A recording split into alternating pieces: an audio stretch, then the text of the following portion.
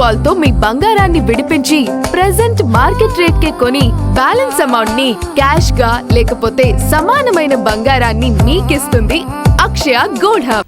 మధ్యప్రదేశ్లోని బర్గి డ్యాం వద్ద నర్మదా నదిలో గురువారం జరిగిన క్రూయిజ్ బోటు ప్రమాదంలో హృదయ విదారక దృశ్యం వెలుగు చూసింది. బోటు బోల్తాపడిన ఘటనలో ఢిల్లీకి చెందిన ఒక తల్లి, ఆమె 4 ఏళ్ల కుమారుడు మృత్యువాత పడ్డారు. బిడ్డను కాపాడుకునేందుకు ఆ తల్లి చేసిన ఆఖరి ప్రయత్నం ప్రతి ఒక్కరిని కంటతడి పెట్టిస్తోంది.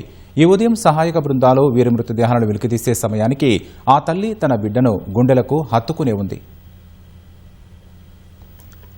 4 సభ్యులున్న ఆ కుటుంబంలో తండ్రి, కుమార్తె ప్రాణాలతో బయటపడగా తల్లి, కుమారుడు జలసమాధయ్యారు.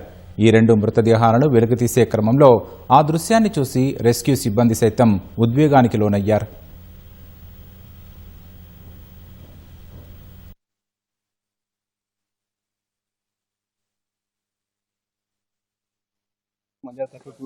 उसमें तो हम देख के हैरान हो गए अंदर कि भाई लेडीज को खींचे तो पहली बात तो लेडीज उस पे से आ नहीं रहे, तो हम देखा क्यों नहीं आ रहे, तो देखा तो उसके हाथ में सिमट के एक बच्चा पड़ा था. तो हम उसको खींच रहे लेकिन उसकी पकड़ अपने बच्चे से हिल नहीं रही थी उस लेडीज की. तो वही बताना चाहते हैं सर. अभी थोड़ा हम ऐसा कुछ अभी बचा नहीं सकते. अभी चलो आधे घंटे में हमने 5 बॉडी रिकवर कर चुके. अभी और थोड़े टाइम में कर देंगे. हम 411 पैराफिल कंपनी के आगरा से डाइविंग टीम आई है. हम पर्सनली खुद का नाम नहीं बता पाएंगे. ప్రమాదం జరిగిన వెంటనే స్థానికులు, అధికారులు ఘటనా స్థలానికి చేరుకుని సహాయక చర్యలు చేపట్టారు. కొందరిని బోటు నుంచి రక్షించారు. అయితే ఈ ఘటనతో పలు నిర్వహణ లోపాలు బయటపడ్డాయి.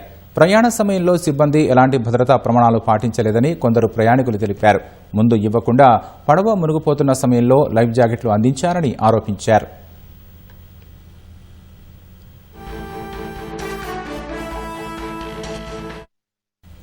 ఈ ఘోర ప్రమాదంలో 9 మంది మృతి చెందారు. సహాయక సిబ్బంది ఇప్పటివరకు 24 మందిని రక్షించారు. వారిలో 17 మంది ఆసుపత్రిలో చికిత్స పొందుతున్నారు.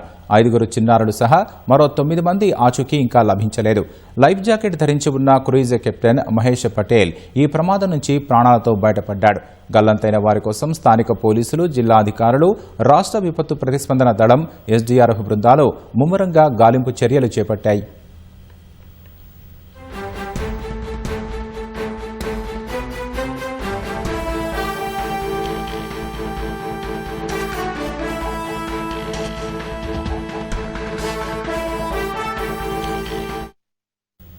జబల్పూర్ జిల్లాలోని నర్మదా నదిపై ఈ బర్గి డ్యాంను నిర్మించారు.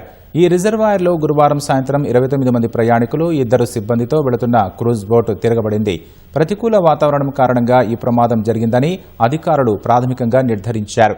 బలమైన గాలుల వల్ల రిజర్వాయర్లో నీరు కల్లోలంగా మారడాన్ని గుర్తించిన కొందరు ప్రయాణికులు పడవను వెనక్కి తిప్పాలని సిబ్బందిని కోరారు. అయితే వీరు చెప్పింది బోటు నడిపే వారికి వినిపించకపోవడంతో వారు అలాగే ముందుకెళ్లారని కొందరు ప్రత్యక్ష సాక్షులు తెలిపారు.